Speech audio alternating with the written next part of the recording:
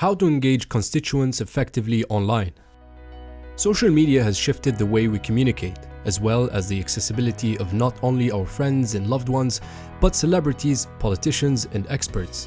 While it can create a more equitable and transparent world when the playing field becomes more even and barriers are taken away, it can also make it harder than ever for your message to rise above the increasing noise of social media or reward those who try to hijack your message or platform. This section of the guide will prepare you to engage your constituents effectively while avoiding the pitfalls and potential challenges of this ever-changing communications channel. Social media is a tool for you to engage the community with your agenda and receive their input on how best to meet the needs of the municipality. In order to have effective engagement, consider this phrase: communicate consistently and creatively. The first important point is to communicate. It may seem obvious you have to post content online, literally communicate with your followers, your community, and constituents. It's not enough to have a Facebook page or a Twitter or Instagram account. Anyone will like your account just because they know you and support your campaign. But in order to ensure your municipal council's Facebook page is effective, you need to use it to communicate specific content to your community. There are several other items to consider, such as municipal council meeting times and schedules, municipal decisions and activities, inspirational posts, polls requesting input from the community. There are a variety of techniques you can use for communicating these various announcements and information with your community. Some of your posts will refer to specific online events that you want to make your community aware of. For posts that are essentially events, such as municipal council meetings or activities, you should create a Facebook event and invite your community to attend. You might wish to create posts at regular intervals leading up to the event to remind your community. For announcing municipal decisions and activities, you can use a basic Facebook post.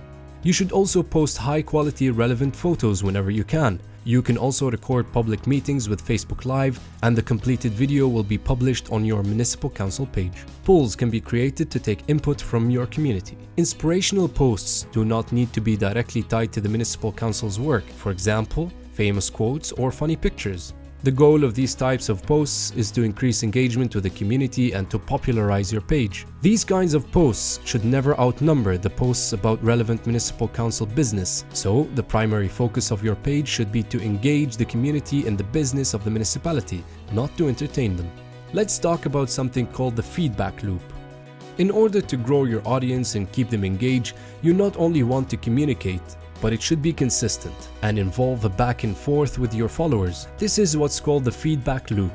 If you post something extremely engaging, but only at irregular intervals, there is a very low likelihood that your posts will attract attention and reach a wide section of your community. You should not only broadcast your community, you should also interact with them. This can be done by creating quizzes and contests, but also by initiating discussions on topics relevant to your municipality specifically, or to the community in general.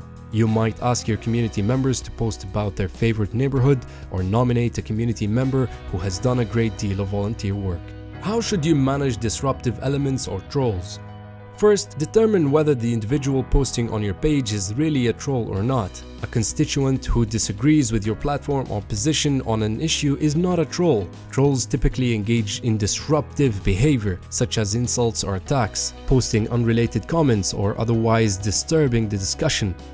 Recently, trolls have been identified as a tool for creating political conflict, but most trolls are people who are either disturbed themselves or entertained by creating frustration and disturbance. Trolls often act as though their primary goal is to make you angry and tend to make it personal. They may exaggerate and almost always respond poorly to being criticized or challenged.